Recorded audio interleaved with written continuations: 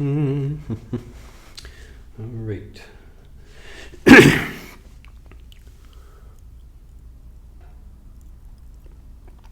All right, let's see if this is working. I am Drew Badger, the founder of EnglishAnyone.com and the English Fluency Guide.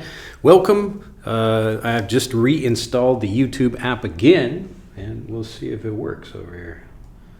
See if we're coming up live. All right, post something in the chat. Let me know if chat's working. Chat was not behaving properly last time, so we'll see if it works this time. But hopefully, it looks like we're coming in so far. I'll keep an eye on the chat on the computer as well to make sure it's coming in. But hello and welcome. This should be an entertaining video. As usual, we'll be talking about fluency, but I thought I would answer some questions that people have because people... All right, it looks like, yes, good work. All right, Dran, Jacqueline, nice to see you there. Chat is working now, and it looks like, yeah, they updated that again. All right. Joelman, nice to see you there. NBA 2K. Oh, my goodness, NBA 2K is in the house. All right.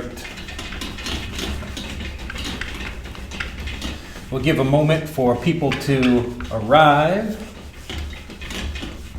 and then we'll get started. All right, but yeah, I'm glad to see chat is working over there, and yeah, now I don't have an issue. We'll see what happens when they keep updating the app, though. All right, Haley, or Holly, if I'm pronouncing that correctly, let me know. Hopefully, sound should be coming in as well. I think some people maybe were saying, let's see. Yeah, we should be okay. Should be coming in loud and clear. Julian, nice to see you there again. All right. So what I wanted to do in this video is actually begin with a story. And this is something I shared with subscribers a couple of days ago. And this was just about me when I was sitting at a cafe. So I'm in Nagasaki, Japan right now. And I was sitting at a cafe. This is just like a local Starbucks. And I'm sitting there. I was sitting there looking at, I don't know, just doing some work. I had my computer out. I was doing some work. And a Japanese guy sitting next to me was watching something on a tablet. So an iPad or whatever. I didn't look very closely at what it was, but it looked like he was watching a movie or TV show. I didn't want to be rude and try to stare at him and figure out what he's watching. But I just noticed he was doing that. So I was sitting there working and he's doing that. And after a while, I notice he starts moving his hand very quickly in front of the screen. So he's like this, maybe every few seconds. And at first I thought, oh wow, that must be some kind of motion control technology or something he has on his tablet so he doesn't have to touch the tablet. So I'm thinking, wow, that's like a really cool idea. I thought he was like swiping something, trying to control the video, maybe fast forwarding or something like that. And so I'm watching him do this for a couple of minutes while I'm talking or just doing work on my computer. And I notice after a while that there's a little fly buzzing around him. And after I notice the fly, so I see this little fly buzzing around, and I realize, there's nothing special about the iPad or the tablet he's using. There's just a fly. He's trying to shoo the fly away. So I saw that, and I was just so, I don't know, I laughed inside. I didn't want to laugh outside. I laugh, because he's sitting right there listening to me, or, if he can hear me if I were to laugh. But I started immediately writing that story. I just told that story as it happened to people on just the subscribers that followed me via email. And I thought it was such a great story, even just by itself. It's just like a funny short story, but it's a really important story, and that's the reason I thought to share it with people. The reason I thought it was an important story, it is an important story, is because it teaches us a lot about how we learn and how we get fluent and how we understand information.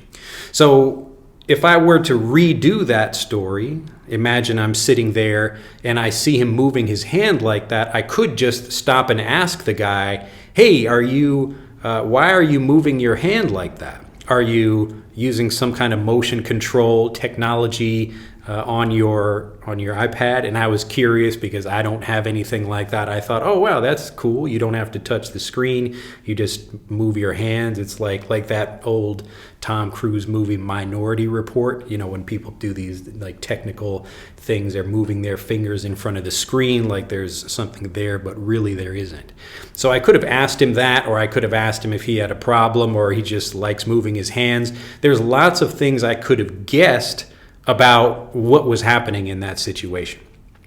And what that means is that usually the first time we see something, we're not 100% certain about what it means or what's happening or the reason why it's happening or other information like that. But as we get more information, that's when we start developing more confidence. And so immediately once I saw that fly buzzing around, then I could think, oh, okay, now I understand the whole picture. I understand what's going on. All right. Hopefully this makes sense.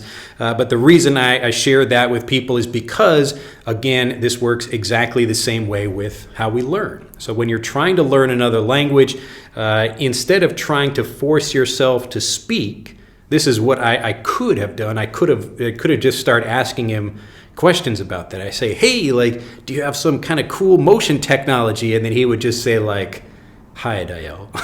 Like, it's just like a fly, buzzing around or whatever. And so I could have just started speaking and I would have been mistaken. Okay, I would have been mistaken. But as I just relaxed and got more information about the situation, then I was completely in understanding. I understood exactly what was happening, and then I was able to talk about it. Okay? So the moral here, or the lesson for you as a learner, for me as a learner of languages, all of us who are trying to learn, is that instead of trying to force yourself to speak, like the title of this video, so usually what people think is that you get fluent by speaking. And in that case, like, I could have learned what was happening by like asking that guy questions. Or I could have just, like I did, just gotten more information, and then that's how I was able to understand what he was doing. All right. So when you're trying to learn a language, you don't have to force yourself to speak to develop fluency. You actually develop fluency by getting more information. So as you learn and you really feel more confident that you'll use something correctly, that's when you're able to use it. Now, I'll tell another quick story. This happened to me actually last night, and this is something I have not told anyone else about yet. But I was... Yes, so Lucas has it exactly. Speaking is an outcome. So you certainly can force yourself to speak, but why would you want to? It's not that speaking develops fluency. Speaking is the outcome, just like Lucas said. Speaking is the outcome of understanding. Once you understand something very well, you feel confident that you will use it correctly, and that's when you speak.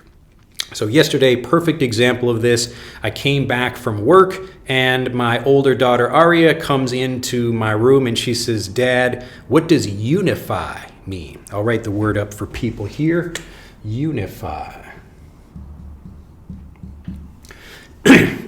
Now, instead of just telling her the answer, which you could do, I'm always asking her questions about that to see if she can figure that out, because I want to give her more information so that really she can discover the meaning of something herself. Because if she does that, then she really feels confident, she remembers it much more easily, and she can use it fluently in conversations.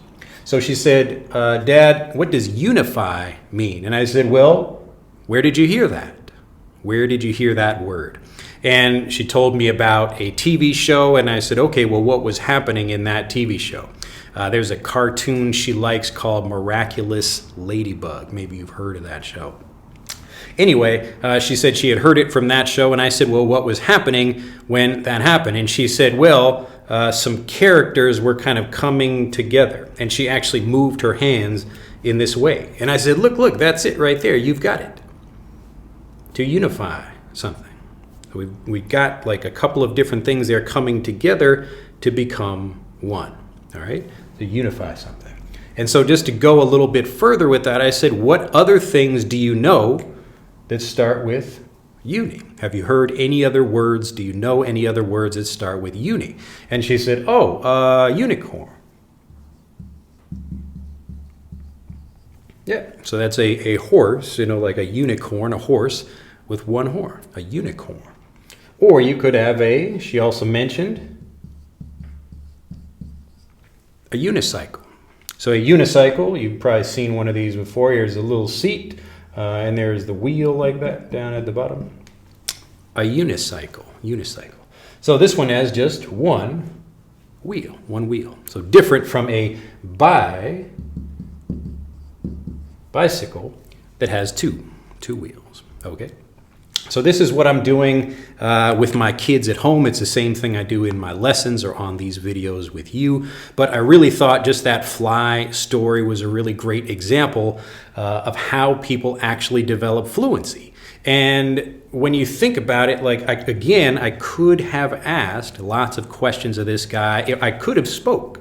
I could have spoken to him and said something, asking him questions. What do you think about this? Here's an interesting thing. But if I'm not feeling confident about that, universe, another good example. If I'm not feeling confident about that, why would I speak? All right. So an interesting thing about people, and this is not just language learners who are learning as a second language, typical people learning languages. This is all of us. Most people, really all of us, we don't like making mistakes in front of other people. This is native speakers, children, it doesn't matter. And this is why we really need a silent period where we're trying to get more information so we feel confident about something. So you can, of course, force yourself to speak if you don't mind making mistakes, but most people would rather actually start improving the way they speak by understanding the language better first. Okay? Hopefully this makes sense. One last thing I will give just as another example of this story. If you heard me a little bit, you could go back and listen again, but I'm going to retell that fly story. So I'm going to tell it one more time. I'm going to change it a little bit. And this is just a quick tip, an additional tip in this video about how to communicate and express yourself better. And this is when you're telling stories, even about something that happened in the past, you can and should tell it as if it's happening right now. And this is just a more interesting, engaging thing, like I'm describing the story as if it's happening right now.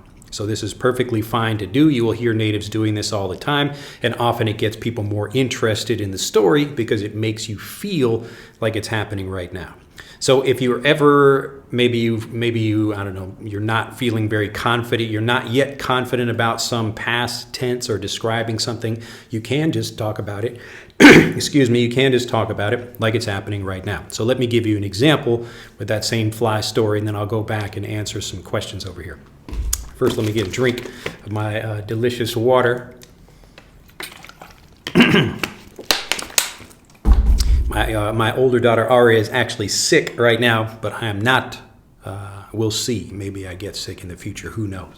But anyway, so here I am, sitting here at the cafe, and this guy is sitting next to me. It's just a Japanese guy sitting next to me looking at a tablet.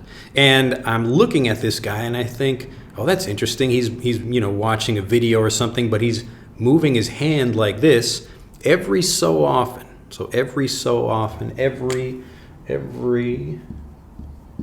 so often.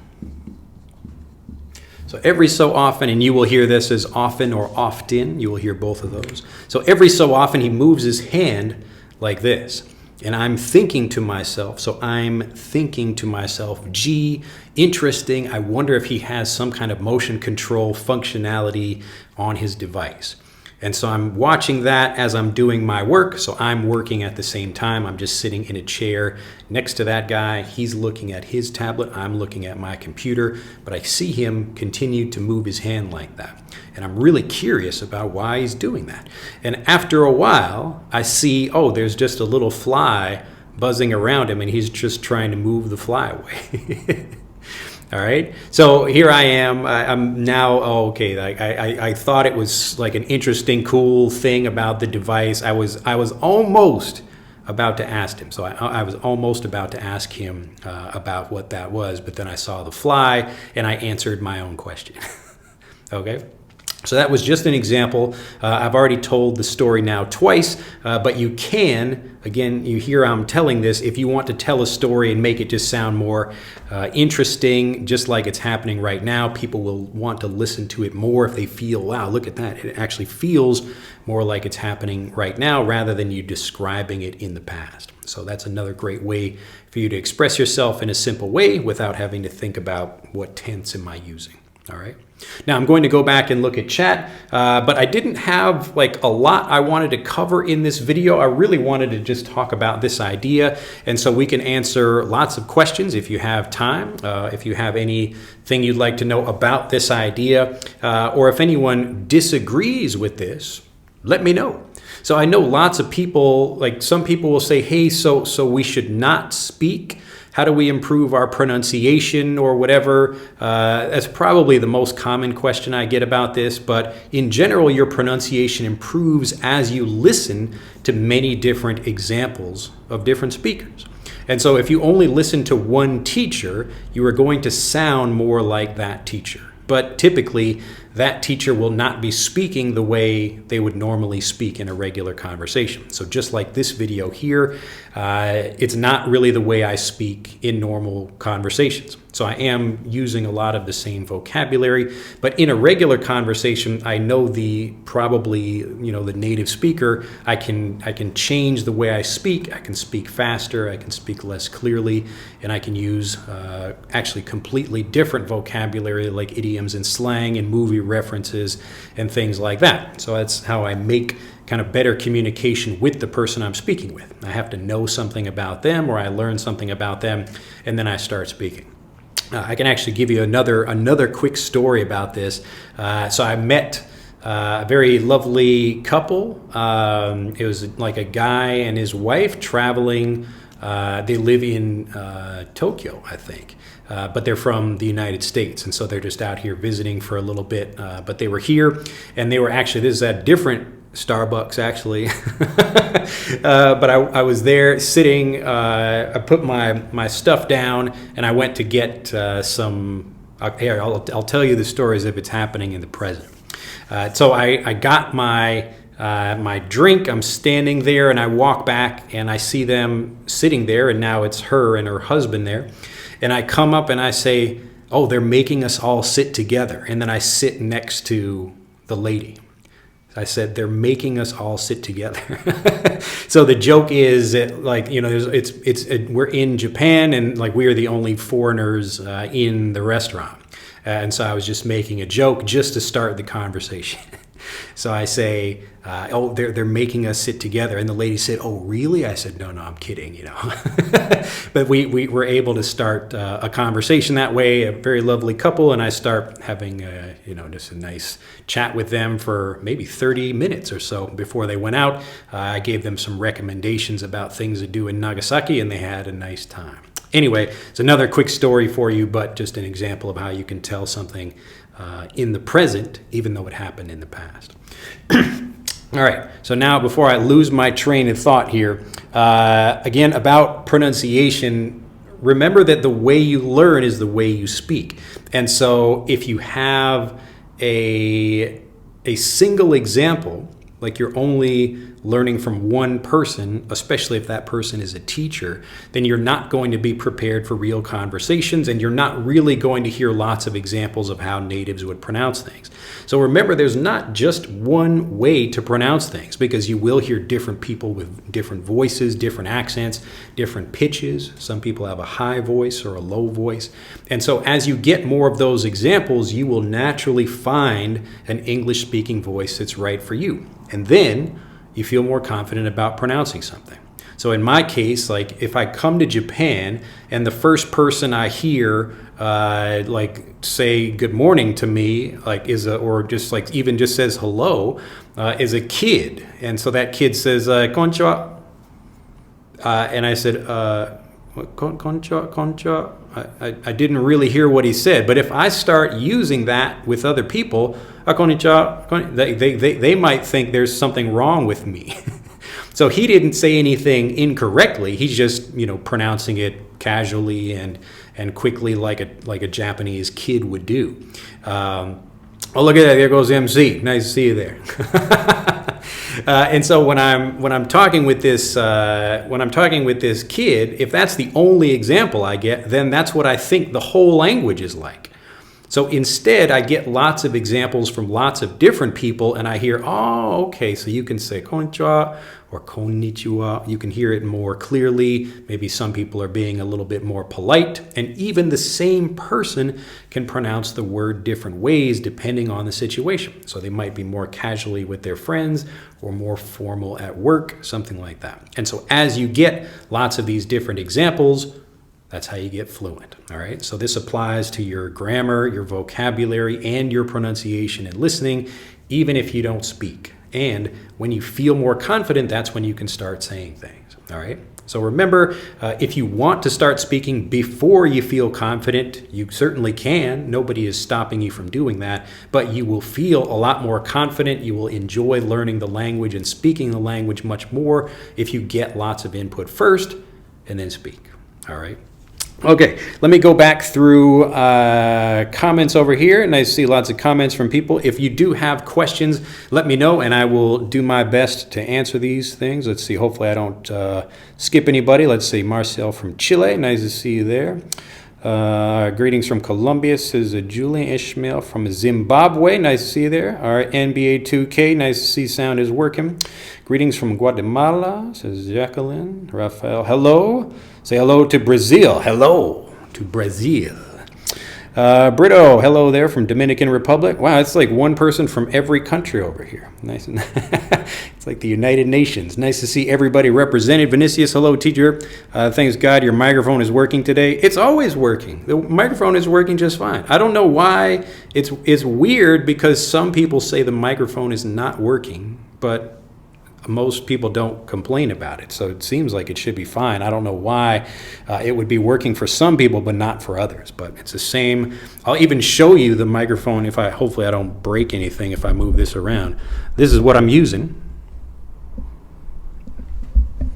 Just to prove there is in fact a microphone in front of me and a large one, a big microphone. All right.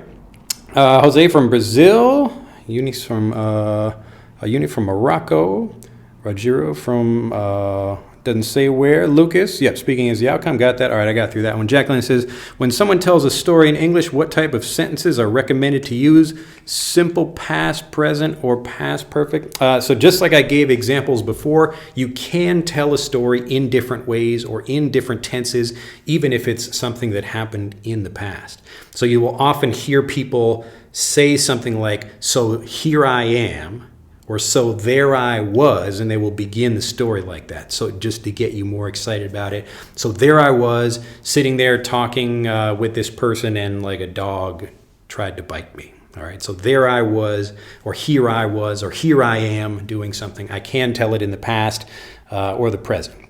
Either way is fine.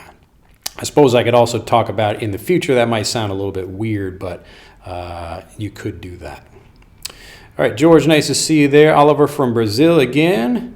Hello from Canada. All right, let's see here. All right, Damilka, my vision is getting worse. Damilka, great tips, thanks, my pleasure. All right, Alta Garcia from Dominican Republic, Juan from Tennessee. Nice to see people from Tennessee. Julian, 1 month ago I visited London. It's quite challenging to understand the people there because they speak quickly. It can be a bit frustrating, but encourages me to practice even harder. Yep, that's great. Always let that be a challenge, a stepping stone, not a hurdle, so you can feel more confident about doing that. Remember, if you are traveling or if you're going to be spending more time with a certain kind of speaker, then get more input from those kinds of speakers so you're more prepared for that. So this is the kind of thing we do in Fluent for Life, like people who are going to be living in a certain place or you want to be speaking with a certain kind of speaker, we prepare you for that. Dr. Samana says, you are the best teacher that I've ever seen. Wow, well, that's too kind over there. Yep, microphone is working properly. Kazi, Brazil, the plot twist, yes. Again, from Dominican Republic, Kim Jong-un's pilot has the best chance to save the people of North Korea. Huh. I don't know if that's a question, but thank you for that information. Let's see. We'll see what the pilot does. To understand British English sometimes is challenging. Yes. All right, Vinicius, my skills in language seem, so you would say they seem to disappear if I stop listening to native speakers. Yeah, it's an interesting thing. Sometimes I will forget English. I'm speaking in this video, but I don't spend a lot of time speaking English during my day. Actually, don't spend a lot of time speaking most of the time. But you can sort of forget things, and it's good to get refreshed with more information as you learn. Dorothy says, greetings from Serbia. Nice to see you there. Well, someone else has that big hand, that little pink hand too. That's nice. Ganshan, how can I find speaking voice? How can I find my speaking voice? I watch and listen to many different speakers. Well, you would find something that feels appropriate for you, and you can try out different voices. So for me, like I could be trying to speak Japanese and I could try to sound like a samurai or a little kid or a woman or something. There's lots of different things I could do, but my typical way of speaking is like what's appropriate for me. I'm not really trying to sound, and you also have to remember that like the inside of my mouth, the actual equipment I have is going to be different from a Japanese person. So it's going to sound a little bit different too. And this is an interesting thing. You can test yourself on this. I should make a video about this. But even native English speakers in the United States, if you close your eyes and listen to them, you can tell if it's like an Asian woman or a black guy or a white guy or whatever. You can usually tell the difference in the way their voice is because we're physically different like that. All right, let's see. Little White, thank you, teacher. Your mic is working well. Glad to hear. Arlen says hello from the Philippines. Lindsay Crockett, teacher, you are handsome. Well, thank you. Thank you. I don't know what to say to that. Well, thank you very much. Tell your friends. Say, come watch this handsome teacher over here. Lazaro says hello from Brazil. Blue sky, good morning. I am Tigri Pefact. I don't know what you're saying, Caleb, but hello and welcome. Let's see, David from Boston. Elder says, how's it, Drew? Yep, the people say the same word differently in different situations. It is explain the hard understanding without listening a lot. Yep. Let's see. Yo-Yu says, I genuinely think you're the smartest person on the internet. Yeah, I don't think that can't possibly be true. Now, maybe if I made the internet also, that might be something to think about, but I'm definitely not. And another thing about me is it takes me a long time to figure stuff out. If I have a good teacher who can explain something to me and it's like, okay, now I get it. But often I'm trying to like learn something or do something that other people don't have the answer to. And it takes me a really long time to figure it out. Even explaining something as simple as like get fluent, then speak. And it takes a while to explain that, and I've gone over the years of trying to give people different ways of understanding that, but that's really what's going on. But I think it's mostly because we get all of this information from school and from other teachers, where it's saying like you have to speak in order to do this, but if people thought about that, wait a minute, I'm speaking, but I'm not really getting more fluent. And so the fluency really comes as you understand the language better. And so you can do that nice and comfortably, and then you can become, more, I guess, like find it more enjoyable in conversations, understand things more, and then you will have a lot more fun when you speak. Your mic is working good today. Thanks a lot. Yeah, the microphone, it's the same thing I do every time. I don't know. Coming soon, just one day. It's amazing. Can't wait to play with it. Call of Duty 20 coming soon. XDL, you got a lot of just like random news today. All right, let's see. Handsome and friendly says Blue Sky. Okay. All right, well, glad to be handsome. All right, which language do you speak at home with your children or wife? It depends on who I'm speaking with. Usually I will use English at home because my kids are in a mostly Japanese environment for most of the day.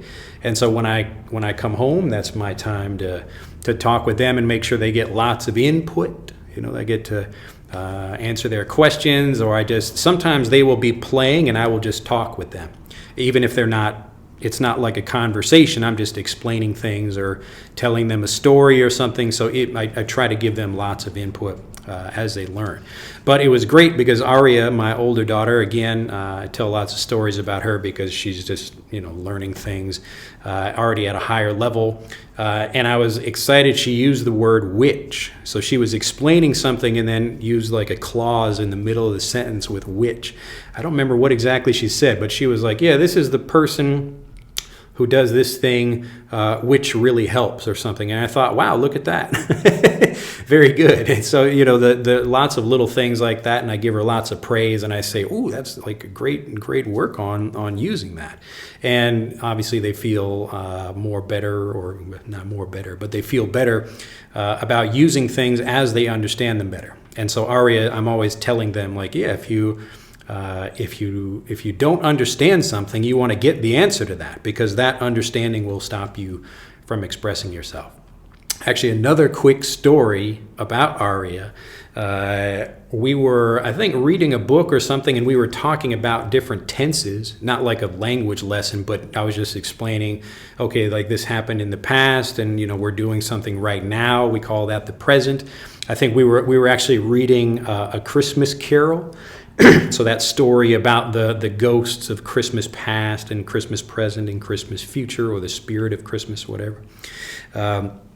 And I said, well, you can talk about these different times, but isn't it interesting that it's always now? So we actually never arrive at a different moment. There's always just right now. And she really liked that idea for some reason. And then a few days later, she brought that up again while we were talking about something, and she was like, yeah, but it's always now. So I thought that was entertaining, but it's nice to see her learning over there. Maybe when she gets older, we will play some Call of Duty or something together. I don't know. All right, let's see. I can't read the Hangul, but I'm Korean. I'm a beginner in English. I'll learn hard. All right, well, hopefully, if you can understand what I'm saying right now, you're probably not a beginner. But also, you don't have to learn hard or like practice hard. It's really just sitting back and relaxing and getting the input you need to speak. And so if you don't understand something, you don't need to work harder to understand it. The teacher actually needs to work harder to make it easier to understand. Okay? So again, as I mentioned, the title of this video, you should be learning first, getting fluent first, and then you speak. So don't worry about putting pressure on yourself or trying to speak. Maybe you have to, or you just want to, that's okay. But if you don't have to, then just relax and get fluent. Get more information until you feel you're really confident, you really understand something, and then you can start speaking it. And of course, if you have questions, just like Aria was asking you, you can do that as well. Let's see, Opa Carafile, if I'm pronouncing that correctly, your course has subtitles. Yes, so we've got subtitles in all of our programs. Fluent for Life also has, so we give you the full transcripts of everything, and we built a specific app that lets you, basically we created some interactive subtitles or transcripts below videos. So you can click on a word, and it will jump to that section of the video. Or you can repeat certain sections of the video, or do quite a few different things and make your learning more fun and interesting. But yes, so we got subtitles and a lot more that we created for the program. So Amateur Gray, perfect teacher, glad to hear it. Elder says, you do nothing in a school? Oh, really, nothing? You do nothing in a school? I don't know what that's referring to. Let's see. Teacher, your course to get fluently in English have subtitles? Yes, I think I answered that all right. All right, XDL again. Let's make a conspiracy. Well, it's not a conspiracy if you tell everybody. You can't just post a comment and you got to keep it quiet. Conspiracy. The whole point is to be, but I do like that little, it's like a ghost face or something. Put some landmine on the ground. Get a shotgun ready and be a camper in COD. Just kidding. Oh my goodness, game over. Yes, I used to do back in the day, so a long time ago when I was in college, and I used to play Counter-Strike. I think I played Counter-Strike too much, but but yes, and I will occasionally play some games to relax. right now I'm actually playing, not like right now, but lately I've been playing a video game. Let's see if you can guess what it is. XDL, let's see if you can guess what it is. All right, but if anybody has any questions, let me know. But again, the general idea is that you should be learning things and feeling confident first, and then CS2. Yep. So again, you should feel confident about things first. Mario. No, I'm not playing Mario. And then speak. Yeah, you got it. So Vinicius has it exactly. Yeah. So when do you know if I'm prepared? It's a subconscious process. No, it's very conscious actually. So if I can draw. I really want to make this sound as simple as possible because it is simple. It's not like a complicated thing you need to think about. But usually what happens is you are learning something, and as you get more examples, like the first time you hear it, I will use the story I told earlier in this video. So I'm sitting there, like let me use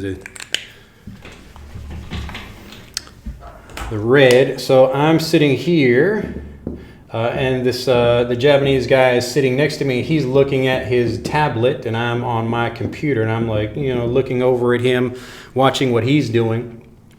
And the first time I see him, he kind of swipes his hand like that. So there's the first time I see him do that, I think, oh, that's interesting. I wonder what he's doing over there. I didn't really think much about it. Maybe, some people just move their hand, but he kept doing it. So he did it like another time and a third time and a fourth, and he continued to do that thing. And each one of these times, each time he does that, it's like an example that's giving me more information about what he's doing. So at first, I don't really notice anything different, and I'm just making guesses. That's all I can do if I don't ask him what he's doing. So I can only guess what he's doing, and that's why the first guess I had was there must be some kind of motion control on his device. So maybe I can't see it. There's some little thing on his tablet. He can swipe his hand like that and maybe pause the video or skip something or fast forward or whatever. I don't know what he's doing. And so each one of these times, I'm making a guess. I'm trying to get more information. I'm still doing my work over here, but I'm noticing him doing this. And I'm curious about it because I think, well, I wonder if maybe there's something cool and like I could put that on my tablet as well or whatever. But after he did that for like a few minutes, really, like it was kind of a long process. And at that same time, I start typing the story to subscribers because I thought that was like an interesting story. And so I'm doing that and I'm like, why is this? I'm trying to figure out what this guy is doing over here. I don't know why I was so interested. I should have been doing some work, but I'm typing the story of him doing that. But then after, let's just say it's like the 10th time over here, I see the fly. So now I notice there's, like a little fly buzzing around the computer. And so when I see that, okay, finally, this is the aha moment. So it's a very conscious thing. You actually feel it. Like when I'm telling the story, you feel it at that same time too. So it's not like a subconscious thing where you just like keep getting more information. Really, the point is just to get more information until you feel confident about it. Now, the interesting thing about this process is that you don't have to have like 10 examples of something. If this had been the first thing, if I saw him move his hand and I saw the fly at the same time, then I don't need all these examples over here. Like right from the first example, I know he's moving his hand because he's just shooing a fly away, to shoo a fly away, okay? So don't think about it as I need to review something 20 times. It's just how quickly can I figure out that information? So my job as a teacher is to try to give you this as quickly as possible. I try to make something as easy to understand as possible, and it might take a few examples to really make it strong in your mind. But if I can do that quickly, then you will feel confident, you will become fluent, and then you will speak. Okay, so that's really the process like that. So we start like just giving you more information. If I can give it to you right on the first try, then great. If not, whatever, I will try again and again until I do it. But you will know it works when you feel it, and that's that aha moment of understanding where, okay, now I get it. Now I feel confident about using that thing. But you notice I'm not speaking during this time. I'm just being quiet. I'm getting more information. Of course, you can ask questions if maybe you want to try to help this process out, or say like, I understand maybe this point, but I don't understand that one. So you kind of work with the teacher if you can. But a good teacher can just help you understand things very quickly. And that's the point, is really just like I'm teaching my kids, I'm trying to help you understand something the way my daughters do. So I don't want to just tell you the answer. When my daughter comes to me and says, what does this word mean? I think, okay, before I just tell her the answer, let me try to help her figure that out. Because if she understands that process, she can also do that when she finds other words that she doesn't know. Okay, so it's a very conscious process. You will notice it, and the confusion or the lack of understanding that's also a conscious process. So it's very conscious. You can feel it when you don't know something, and then you feel it when you do know something. And so there's immediately there's like a switch. There's like literally a switch in your brain where like, okay, now I got it. Like the connection is made, you understand something, and now you can use it. So the point is, you don't need to force yourself to speak before that happens. So you should feel confident about speaking, and then you speak. All right, let's see. So Dran, let's play CS2. Yes, yes. I haven't played. Also, my internet is not great, so I don't play any like co-op or multiplayer or things like that. I did many years ago. I would play like Smash Brothers or something, or even I could do that now, just on like local co-op rather than trying to play people online, because I would always, my ping would be too high and I would get kicked off the server. But back when I was in college, that was a lot of fun because we had a strong internet connection there. All right, Jacqueline with the lovely starry eyes over there. Gansham, yesterday I watched a video I didn't know. I think a radio show. In that video you spoke Japanese pretty well. I'm happy to hear you got a YouTube logo from YouTube. Yeah, that YouTube gives you for milestones like 100,000 subscribers or 1 million subscribers or whatever. So they asked me to bring that and show that to them. Marie says, James, is it wrong to say congratulations upon? I don't know who James is, but I can't think of a situation when you would say congratulations upon something. We would say congratulations on something, though. Congratulations on something. Congratulations on your new job, or congratulations on your wedding. So I'm congratulating you about something. All right. Abhishek says, when I have to listen to another, I can't be able to understand, but I listen to and I completely understand. Yes. If you're talking about when you listen to me, if that's what you mean. Yes. So I'm being intentionally easy to understand. So I'm making my voice nice and clear and smooth and easy to understand. And I'm also not using lots of idioms or phrasal verbs and things that you would not know. So I'm intentionally doing that. Well, Tsubasa says, Ohio, nice to see you there. Good morning. Tsubasa, where do you live? What prefecture are you in? Are you in Tokyo? Or well, let me know where you are. I will actually be traveling. I'll be traveling next week. So this video, we will probably do a video next Friday. So it will not be next Thursday, but next Friday. Can I ask how many kids can pick up 3 languages and how kids can pick up 3 languages and kids speak fluently, or do they have an advantage, or that's not true? Well, you can, if you want to just compare language learning between adults and children. I actually wrote a whole article about this that you can find on our site that talks about the advantages that adults have. But the main disadvantage adults have is that they learn English as a second language. So they're hurting themselves by how they learn, not because of who they are. All right, let me say that again. They're hurting themselves because of how they learn, not because of who they are. So it's not because they're older, like 30 years old or 50 or however old the person is. The point is, if you learn a language as a second language, it's going to cause you to hesitate and struggle and have difficulty communicating. And children, the only way children can learn is by getting like the language being understandable, like I talk about in my videos. So if you think about like me teaching a child who only knows English, I can only teach them more things in English. I would have to use, if I want to like give them translations or something like that, then it would be, I could do that, I suppose, but that would be training them to think about translations rather than just helping them understand. So what you should be doing, and it doesn't matter if you are an adult or a child or if it's your native language or any other language, you have the English as a, we'll just use English for the example here. So English as a second language example.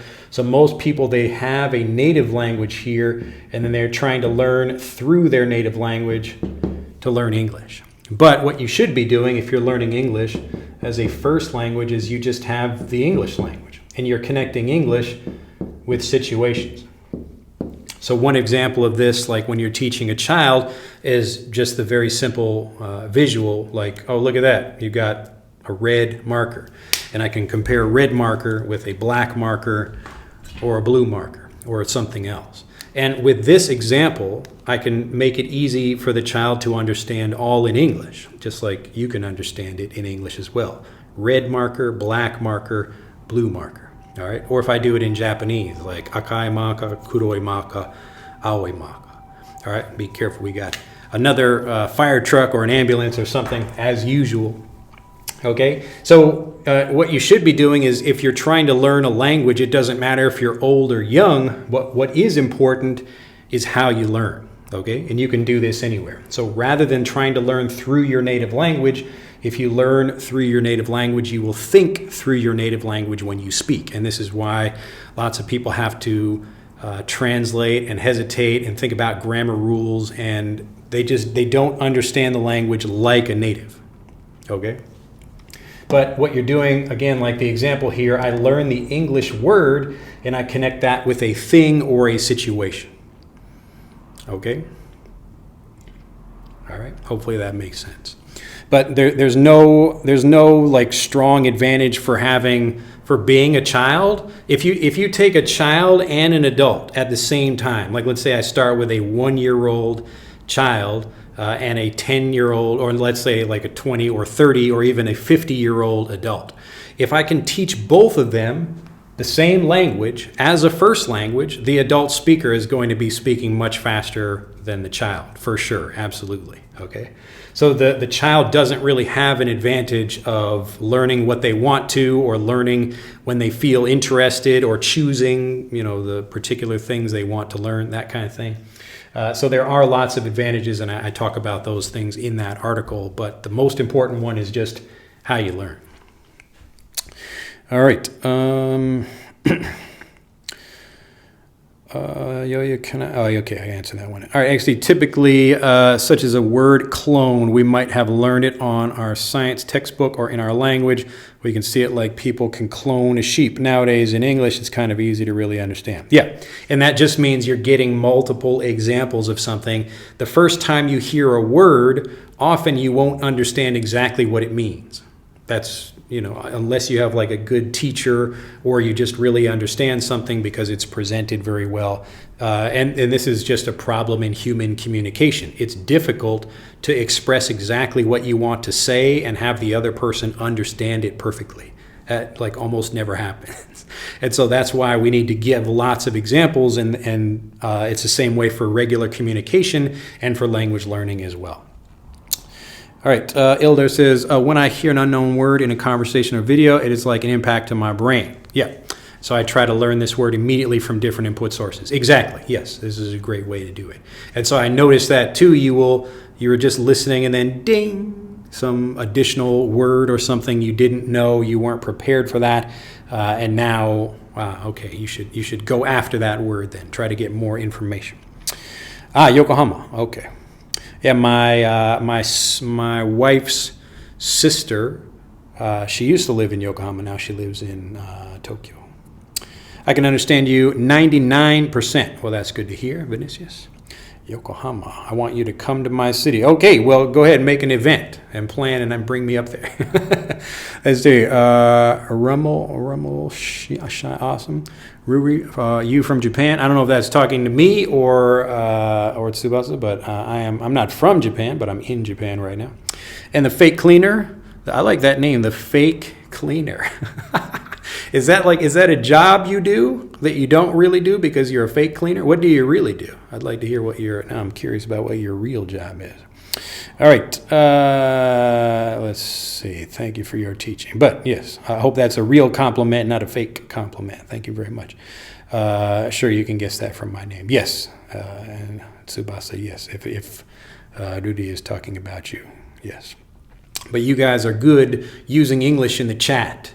Not that little rascal Garizono Chimpo who's like on here sometimes using Japanese when he should not be. Rose says, greetings everyone watching from Venezuela. Yo, you, that's interesting, but what about the arguments as kids' brain are very malleable compared to an adult? But the people who make that argument, then that means that you can't learn like any new things, or it's much more difficult for you to learn new things as an adult. And there's some argument to that because like a child, it's just like an empty cup and you can start filling it with information. But an adult, they already have some information and you have to be a bit more intelligent about how you fit new information in there. But there's no disadvantage that also doesn't have a like advantage with it. So again, one example is it might like if it is true that people have a more difficult time learning languages as they get older, and I've not seen any credible study about this because nobody has like tested this about learning a language as a second language versus learning a language as a first language. And so you would have, if you could actually test that, I would be happy to be a part of that study. So if I took someone who was like even a group of people, so a group of adults starting to learn English from zero, like they don't know any English at all, and you put another group in a beginner class, like a typical English as a second language lesson class, I would destroy that class for sure. I would be able to get those people speaking, and they would think, "Wow, like I'm an adult, but here I am speaking this other language, and it's quite easy for me." And that's just because of how you learn. And so even if there are physical brain differences or whatever, I wouldn't think that's a big deal. Because remember, we also learn new things all the time in our native language, and you learn even different languages in your native language. So I learned how to communicate at a new job. Maybe they have specific vocabulary that they use for technical things or just for that company or that industry, or I might speak more politely to some people or more casually to other people, or I get into lots of different organizations that require learning specific vocabulary. And so if I can do all that as an adult, there's no reason why I can't do that in a different language. All right. Let's see. McKinley, why don't you want people to tip? Why don't you want people to tip? Oh, you mean like for super chatting or whatever? Like on these videos, super chatting?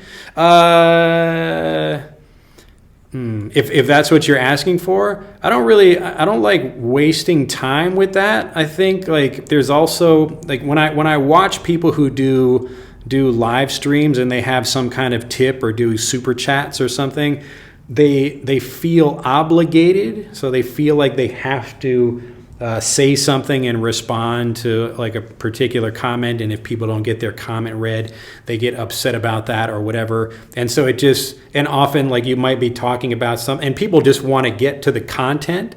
And obviously I'm reading comments here. That's kind of part of the content of what we do because I answer questions from people about that. But yeah, generally speaking, I just find it annoying. And it's also why I took off commercials, so you don't see ads on my videos. If you're watching any of my videos and you click play and the video just begins, it's because I turned off the ads years ago, because it's like annoying, and anything that can stop the learning process, I don't want that like in the thing. So I don't know, if you want to just send, I'm happy to get more money, feel free.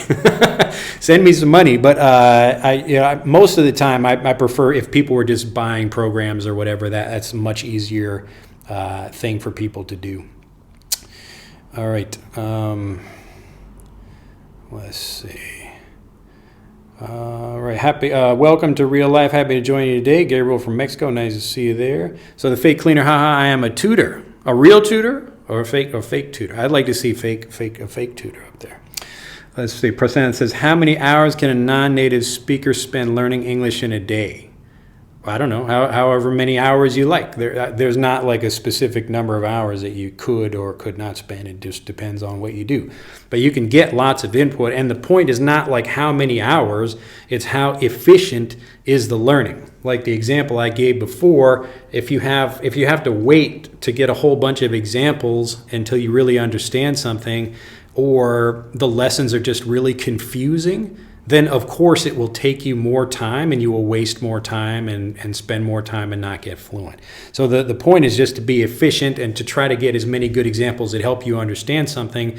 Even if it's only one example, that's fine. So if you understand something, and then you can move on from that. So don't worry about spending a lot of time, just worry about getting the correct input that actually helps you understand things.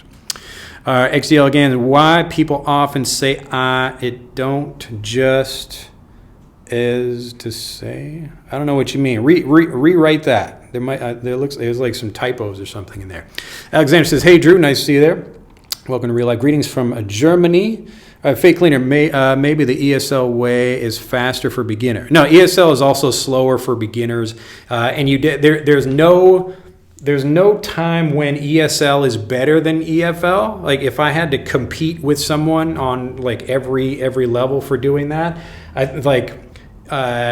maybe the only thing would be if you're trying to cram a lot of information in your head for a test, and you just want to use translations and you think of some kind of mnemonic to help you remember something for a test, maybe that's faster. But if your goal is confident, fluent speech, then no, you definitely don't want to do that. And it's especially important when you're starting to teach people. So if they are a beginner, they're maybe just starting to learn the language, you really want to make it fun and enjoyable from the very beginning so that they'll enjoy it and they'll actually want to learn.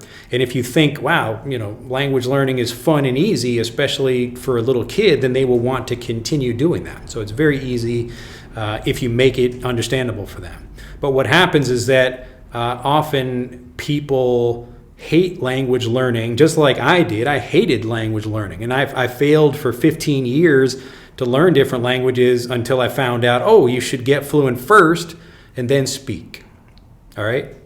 And so usually it happens that way. And if you ask people, like, what subject did you not like in school, they often say language learning. And most people would like to be able to speak other languages. It's like a very cool, impressive thing, just like playing a guitar or piano or something in front of your friends. If you can go out, if I go to a French restaurant and I can start speaking French to the waiter in front of my friends, they're like, ooh la la, like, ooh, like, that's very cool that you can do that, right? And so that, like, just as a kind of impressive, cool thing that you could do, more people would want to learn a language if they could, if they thought it was easy.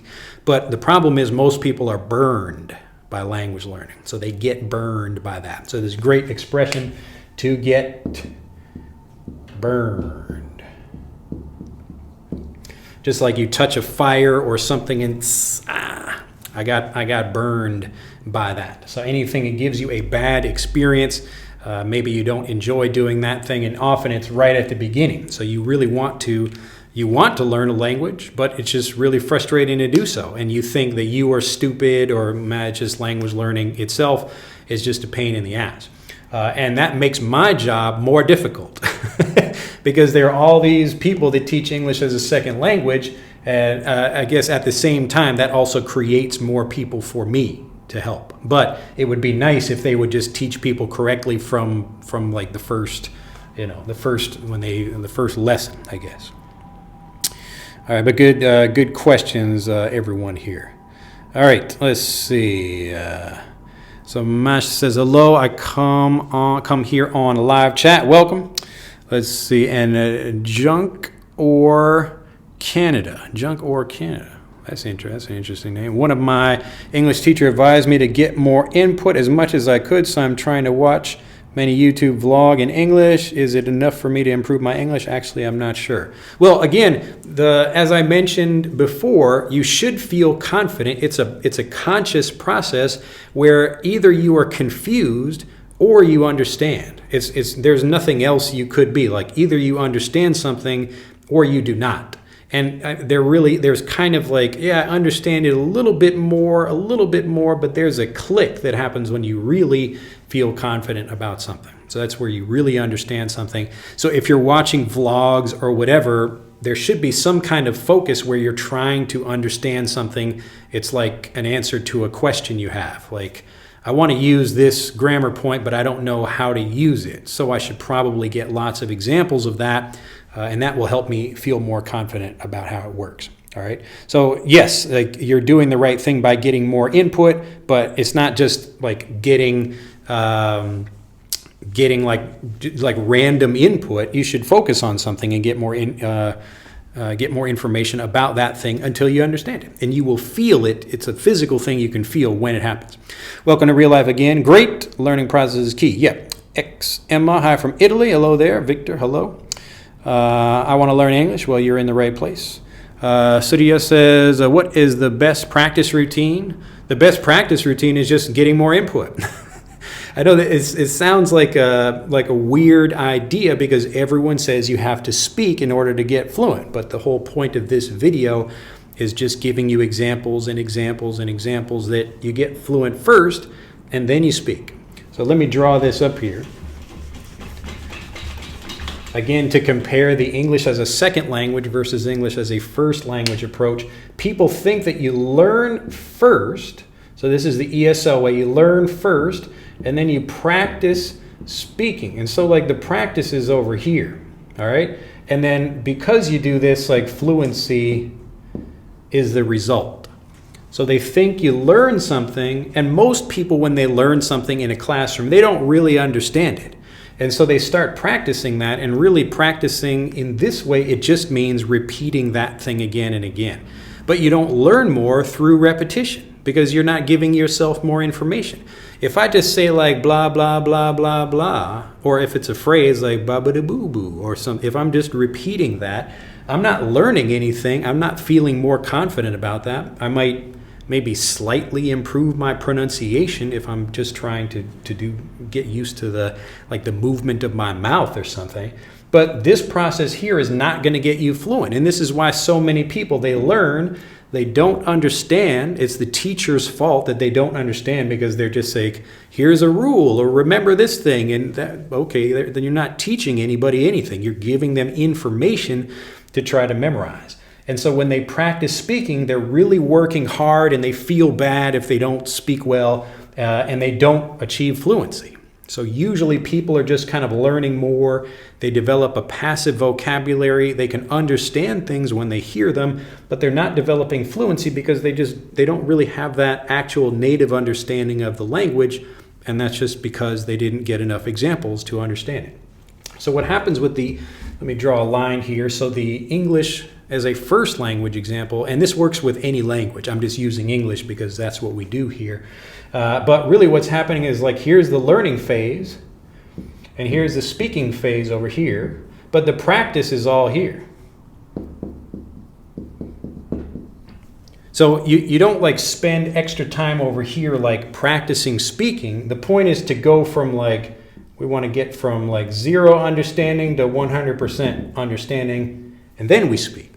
So this process over here is where the fluency is built. Okay? So it's the opposite of what people think is what you should be doing. So this one is speak. You're telling people speak, and that's how you build fluency.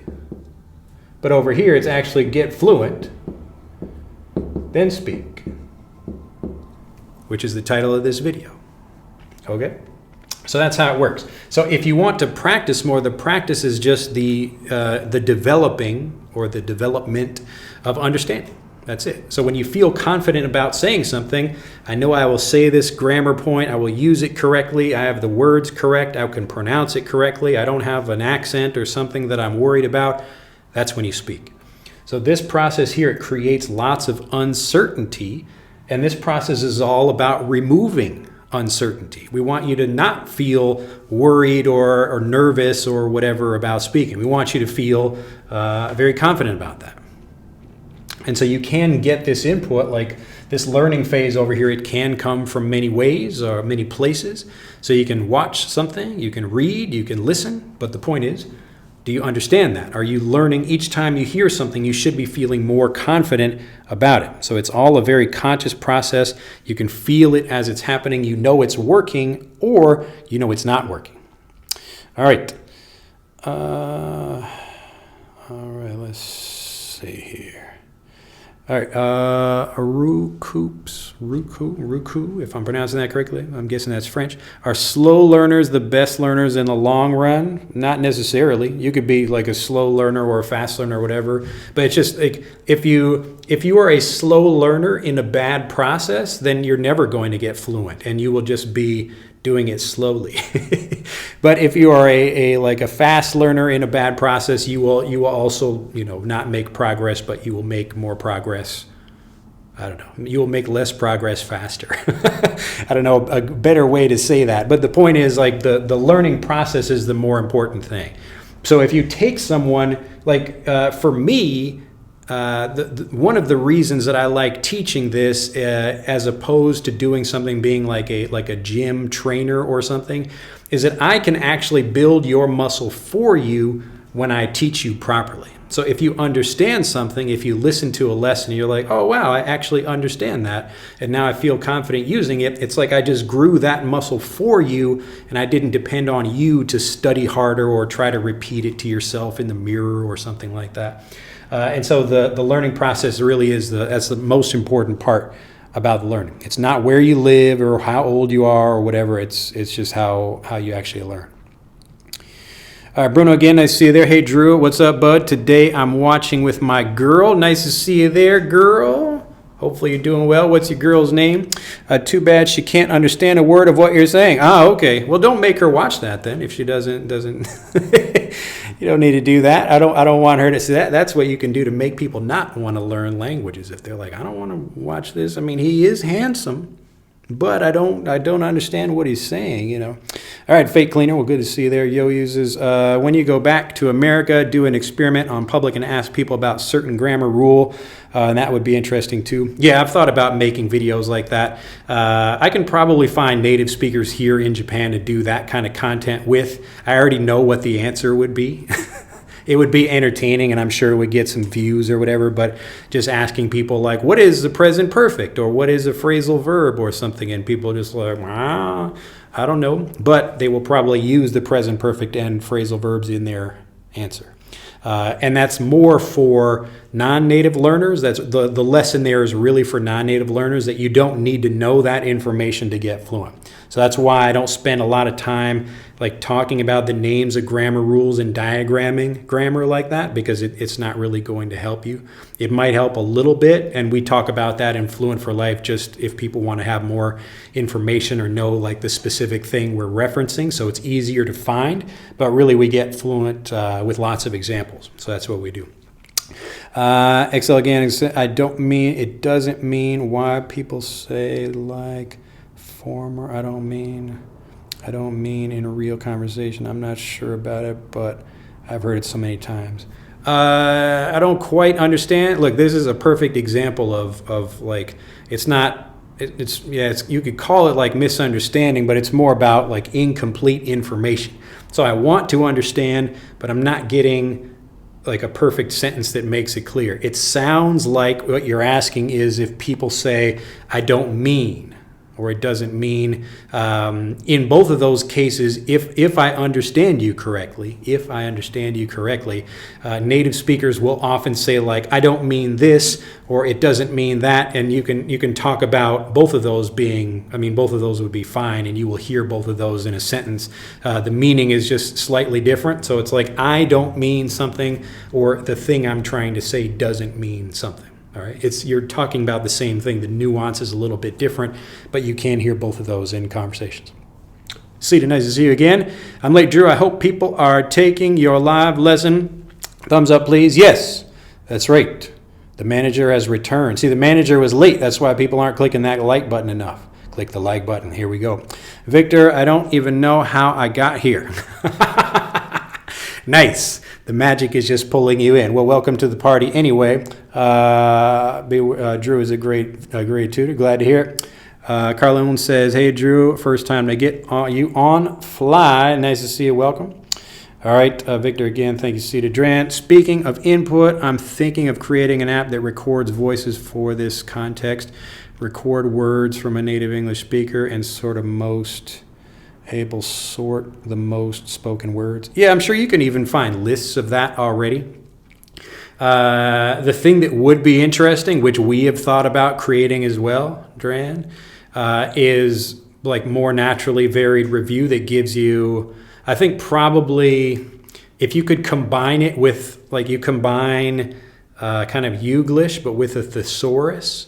So a thesaurus lets you get similar words or similar phrases, that kind of thing. That would be helpful to like think about it from a situational standpoint. So that's much better for people. So I wanted to make, actually I kind of still do what I would call a reverse dictionary.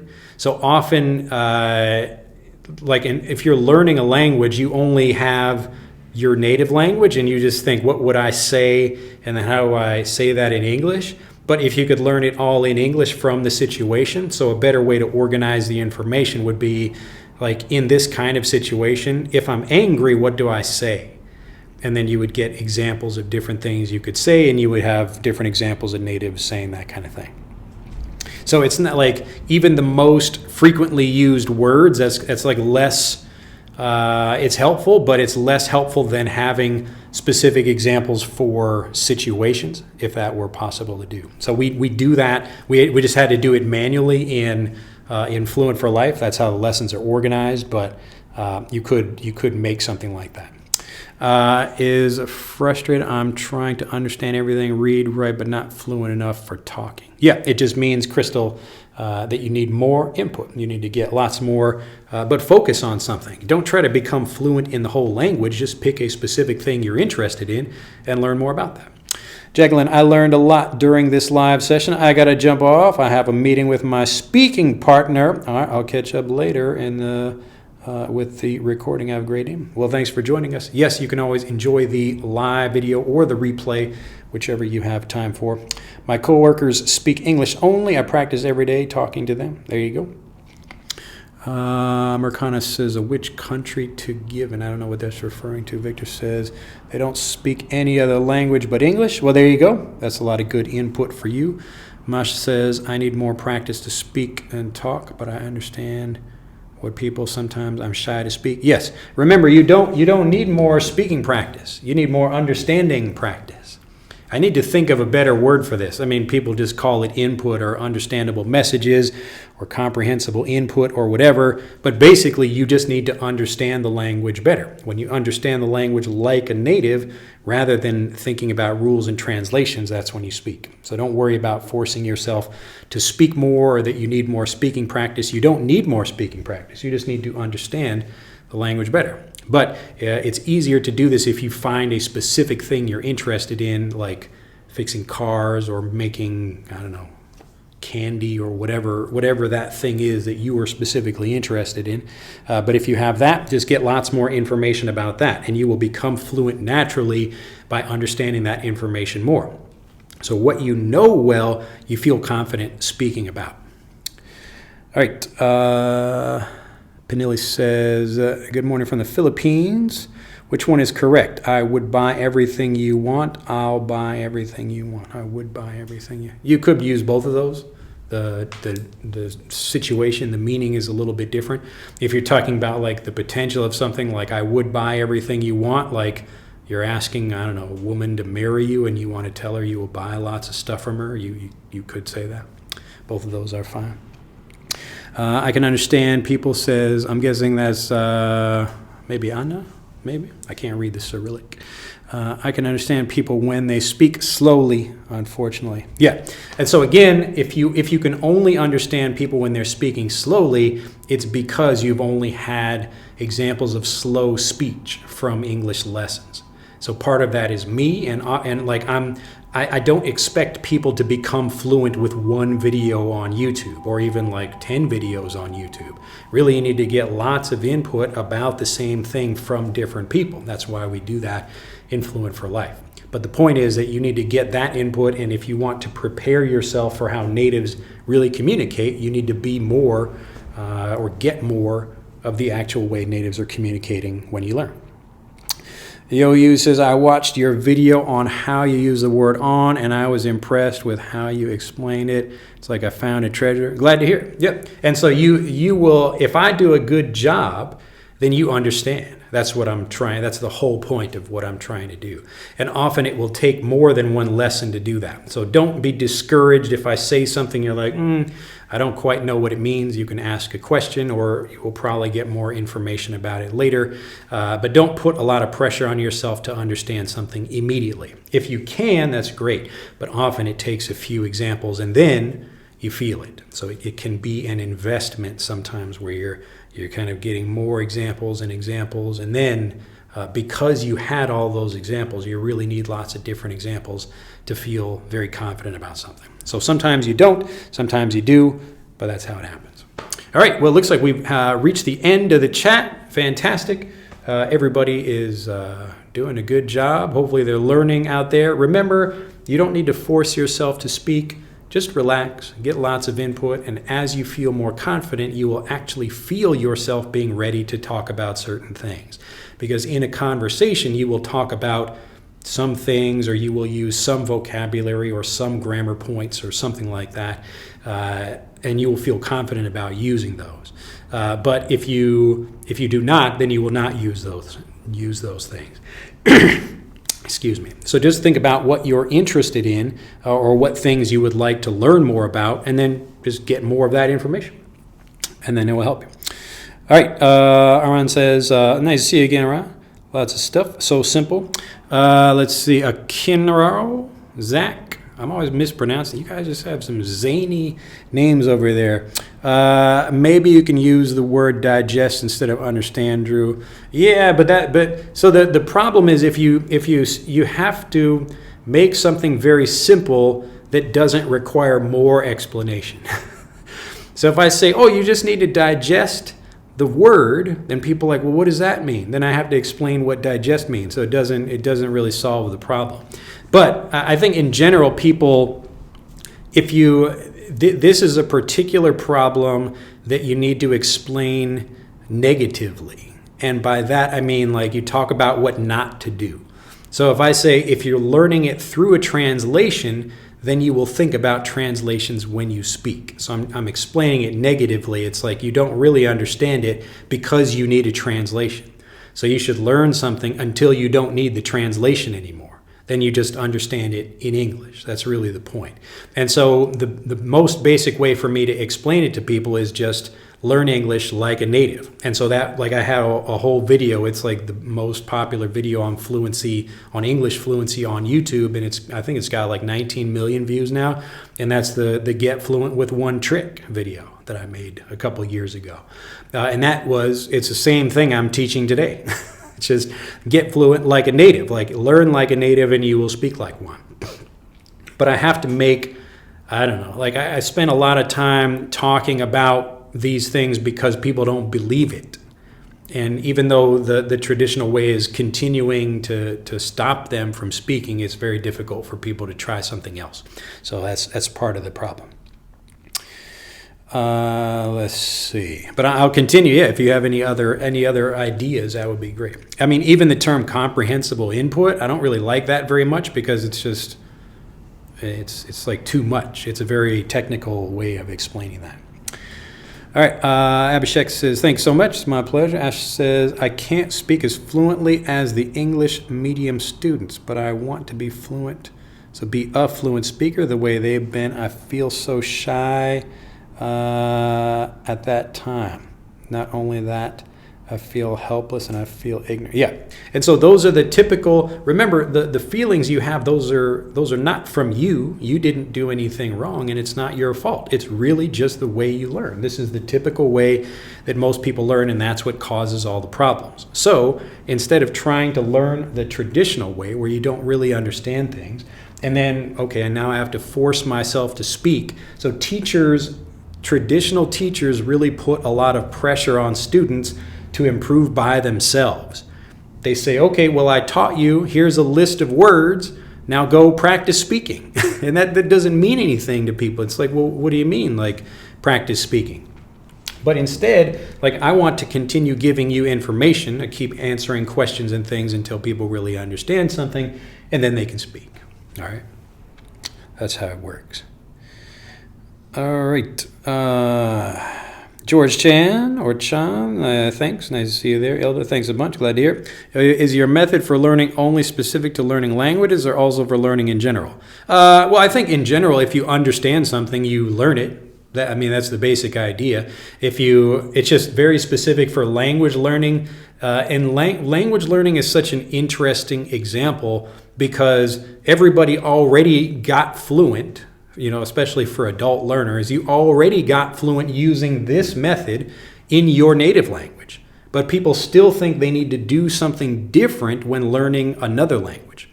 So they already know that it works, and it already did work for them, but they think they need to do something different. So in general, I think people probably don't have that same issue with most education, like if I'm teaching math or science or something. The point is to make it understandable.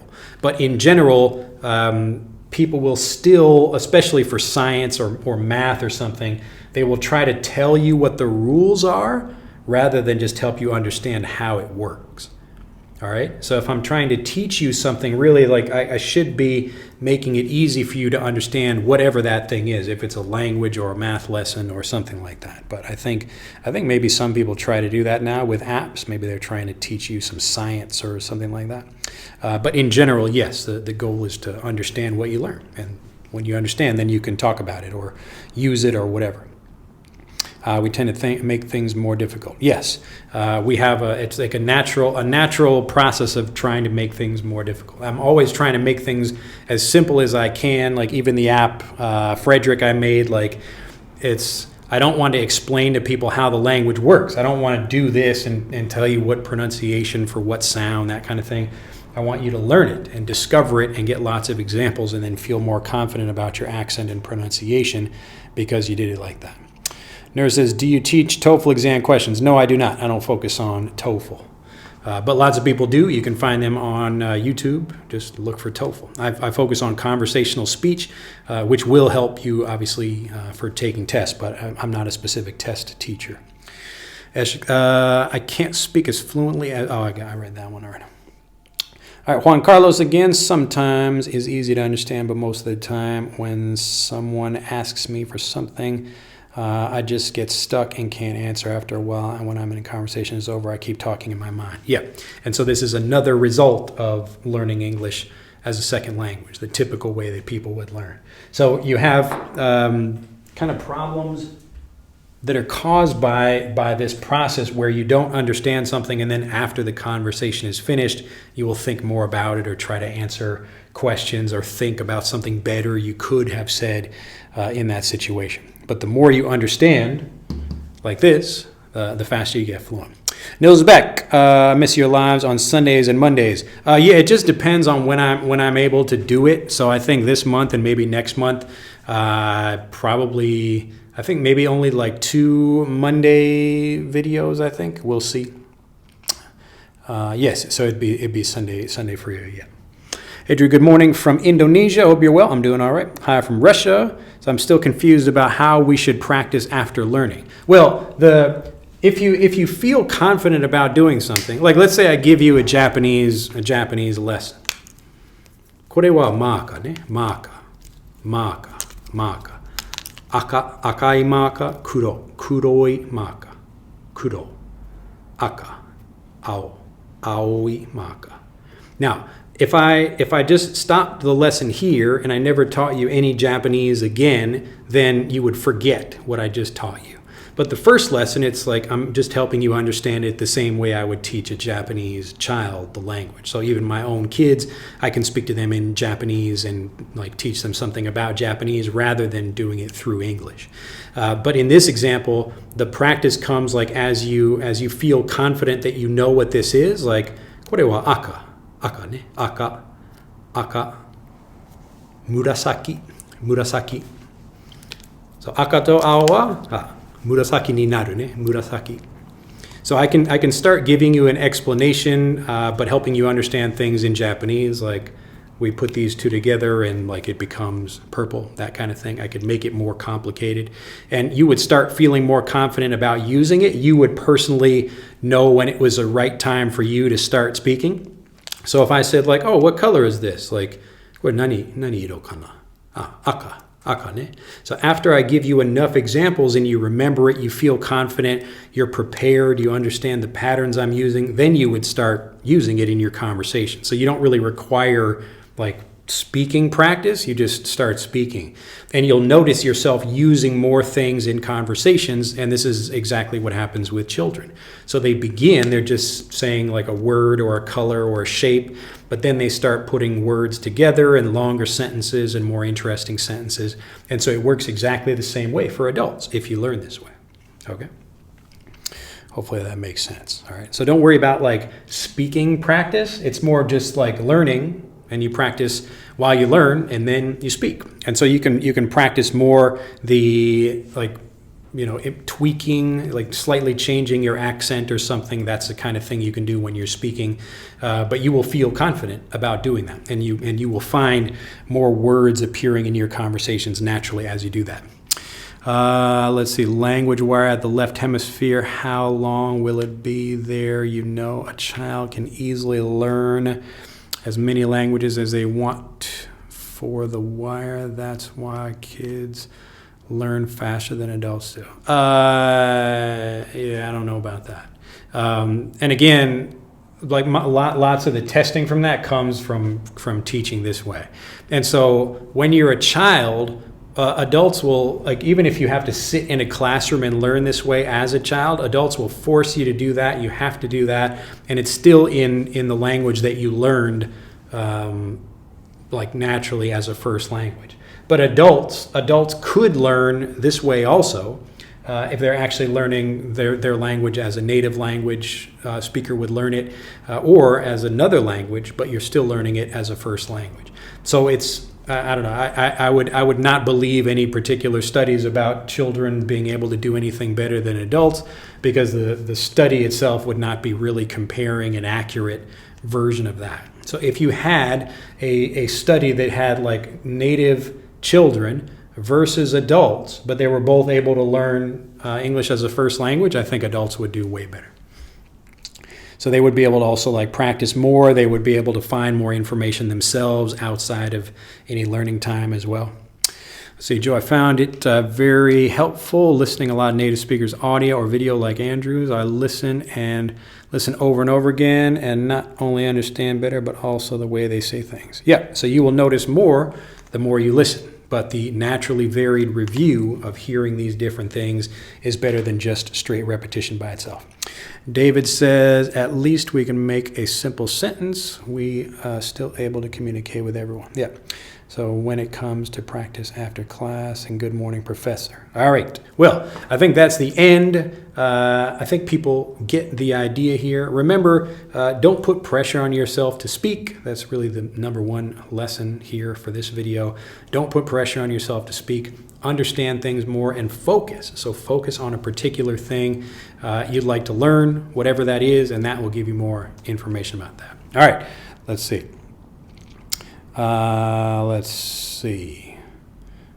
All right, I'll answer these like last questions. How to think in English? You have to learn in English. That's how you think in English, just like I gave the example before. So if you want to think in English, do this. Learn English as a first language, not as a second language. So I'm not into the Japanese, but I won't forget that akai makai is red marker in Japanese. Yep, there you go. And so if I gave you like aka, like if I'm in a store and I'm like, like give me like something red, like which color do you like? And you hear like aka, and someone pulls a red shirt, you would be like, yes, I got it, I understood that. And you did it as a first language. And that motivation, like the feeling that you get from that is really exciting, and that makes you feel a lot more interested in learning more. Fake Cleaner is back, so we just need to get more input and understand them, and then we can speak confidently. Am I correct? Yes, that's the idea. And if it's still not clear, think about the alternative. The alternative is to force yourself to speak until maybe you figure something out. But you're still going through that same process of, okay, I finally understood something, but you're like forcing yourself to speak during that process. All right. So if you want to get fluent the comfortable way without embarrassing yourself, if that's a problem for you, some people, they don't care. Some people can get into a conversation and make lots of mistakes and it doesn't matter. I mean, I make some mistakes sometimes as well, and I don't really worry about it anymore. I'm at that higher level, and I feel more confident about that. But a lot of people do not, and so I don't force people to do that. Thank you. You're the best, says OU. It's my pleasure. Ganji and my family members always say to me, my voice is similar to you. I don't know why I talk about that when I recorded my voice. I realize they say perfect. Yes, but don't only listen to me. Listen to lots of different people. Could you please spell the word shoe in the shooing the fly? Yeah, that's right. To shoo it away. To shoo. Yeah, that's the same thing. SHOO. I don't know if I'm subscribed to your channel, but I sure will. Well, lucky you found the channel, and lucky us, have another subscriber. All right, how's it going on, teacher? It's going well. How's it going? Asomodo, how and when to use bound to versus bound for. Hello from the Philippines. All right, I'm not going to go. That's going to take longer time to answer, and you could just Google both of those, and you will see lots of examples. But you will actually, if you type in bound to and examples, you will find lots of those. Oh no. Oh, all right. Pardon me. All right, J. Jeff said, this is so fun. Have a live class with so many people across the world. Love you guys. Oh, pardon me. I hate to have that like sneeze and it just doesn't come out. All right. Out of curiosity, Murasaki is not good to describe Sakura. What color is Sakura? They would just say, like, they actually use like pink. Like you will see like it will be in like a katakana. It's like this.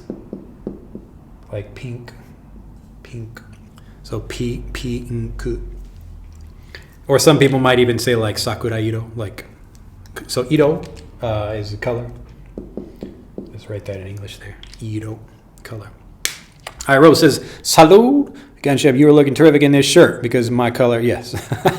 Yes, this is actually different from the other purple shirt that you like. My wife just got this for me yesterday. All right, I'm going to shut it down now. You were terrific in this shirt. Okay. Aran says, thanks. Thank you all. All right, remember to like the video. And of course, if you'd like to learn more about how to do this, just click on the button and I will help you learn English as a first language. So just click on the link in the description below this video and I'll see you in the next one. Let's see. Drew, is there any session where you can see the way you describe picture? I don't know what that means. Family Guy. Let's see. All right, I'm going to let you guys keep talking. But I will see you in the next video. Bye-bye.